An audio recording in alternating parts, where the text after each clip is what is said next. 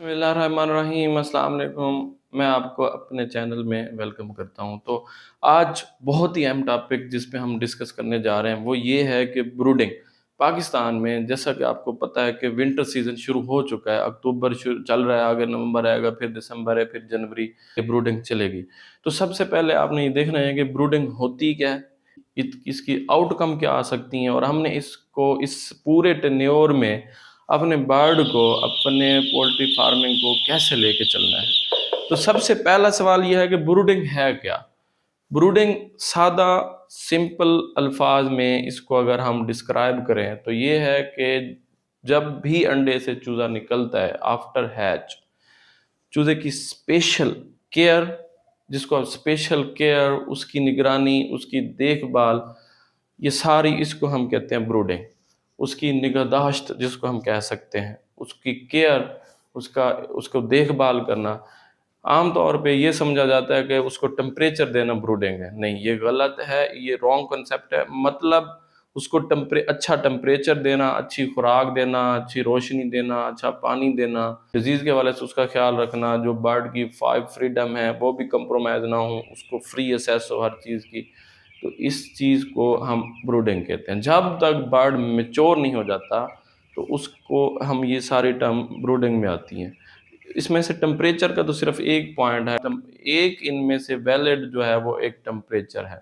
अपना temperature maintain नहीं कर सकता पहले दिन से लेके 20 डेज, अप्रॉक्सीमेटली 20 डेज तक वो उसमें अपना टेम्परेचर मेंटेन नहीं कर सकता। इन्वायरमेंट के टेम्परेचर के साथ वो अपने आप को, वो उसको ठंड लग सकती है या वो बीमार हो सकता है। तो ये सारी चीज़ें हैं, ये इसको हम ब्रूडिंग कहते हैं। ये अब जैसे ही पाकिस्तान में वेदर चेंज हो रहा है, अक्टूबर शुरू हो रहा है, तो बाज़ दफ़ा कुछ हमारे फार्मर्स पहले ब्रूडर चलाना शुरू हो जाते हैं। यानी हमने वो पॉइंट, वो नुकात ढूँढना है कि हमें कब ब्रूडर पे शिफ्ट होना है, हमें कब उसको सप्लीमेंट हीट देनी है बर्ड को। क्योंकि बाहर का टेम्परेचर अभी भी दिन को जो है वो 30 प्लस होता है और नाइट का टेम्परेचर भी ऑलमोस्ट 25 तक होता है। तो हमने एग्जैक्ट वो पॉइंट, वो क्राइटेरिया ढूंढना है कि हमें कब, किस टाइम पे, किस वक्त पे, और कौन से किस टेम्परेचर पे, जब हमारा आउटसाइड टेम्परेचर होगा तो हमें कब ब्रूडिंग पे शिफ्ट होना है, ब्रूडर चलाना है। तो इसके लिए सबसे अच्छा पॉइंट, वैलिड पॉइंट ये है कि जब आपका नाइट का टेम्परेचर जो है वो 20 सेल्सियस सेंटीग्रेड से नीचे गिर जाए रात का, तो आपने फिर अपने जो है, जब आप चूज़ा प्लेस कर रहे हैं तो अपने ब्रूडर पे शिफ्ट होना है, उसको ब्रूडर चलाना है।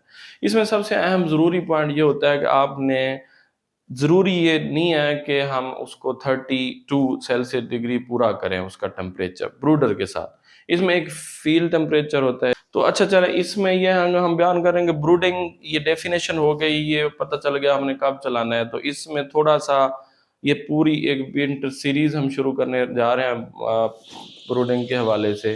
तो इसमें हमने थोड़ा सा ये देखना है कि जो ब्रूडिंग है वो हमें मतलब उसके आउटकम क्या आ सकते हैं। अगर हम अच्छी ब्रूडिंग करेंगे तो उसके क्या रिजल्ट्स आएंगे, और अगर हम ख़राब ब्रूडिंग करेंगे तो उसके हमें क्या रिजल्ट मिल सकते हैं।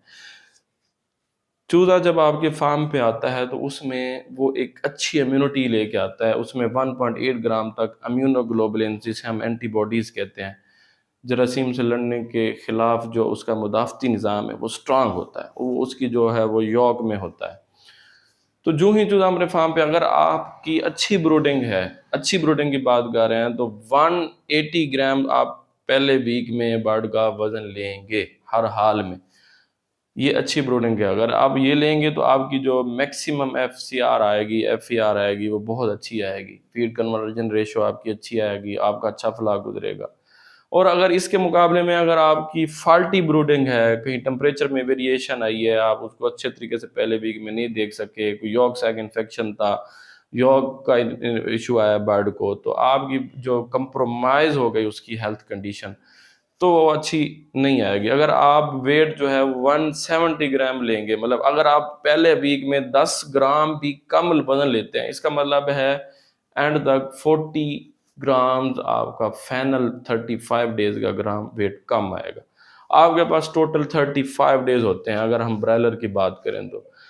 اور یہ تقریباً 800 پلس جو آور گھنٹے بنتے ہیں۔ تو اس ٹائم میں اپنے سب سے پہلے ہاؤس کو پری ہیٹ کرنا ہے، اس کا 32، 32.5، 33 چوزے کے حساب سے، اس کے ایوریج ویٹ کے حساب سے آپ نے یہ ٹیمپریچر سیٹ کرنا ہے، اور اس کے بعد آپ نے temperature with humidity in relation کے ساتھ اس کو لے کے چلنا ہے۔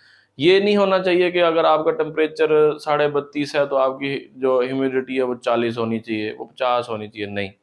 آپ نے with temperature with humidity in condition کو آپ نے اڈاپٹ کرنا ہے، اس کے ساتھ اس کو لے کے چلنا ہے۔ پھر آپ نے ایوریج ویٹ لینا ہے 180 گرام۔ برڈنگ کی جو بیسک بنیاد یہ ہے کہ جب ہم برڈ ریسیو کر لیں گے، چوزا ریسیو کرنے کے بعد ہم اس کی وینٹیلیشن ایڈجسٹ کریں گے۔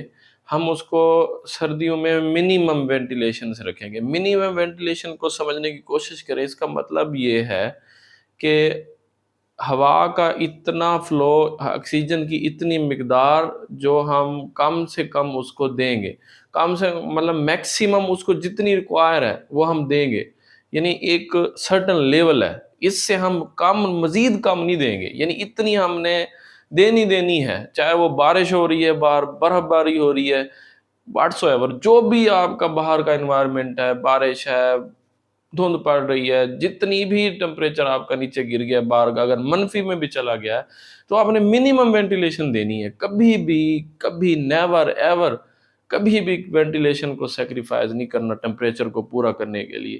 یہ جو چند بیسک چیزیں ہیں، یہ انشاءاللہ آگے ایک پوری سیریز ہوگی، اس کے لیے میرے چینل کو لائک، سبسکرائب، شیئر اور کمنٹ ضرور کر دیں۔ تھینک یو سو مچ، اللہ حافظ۔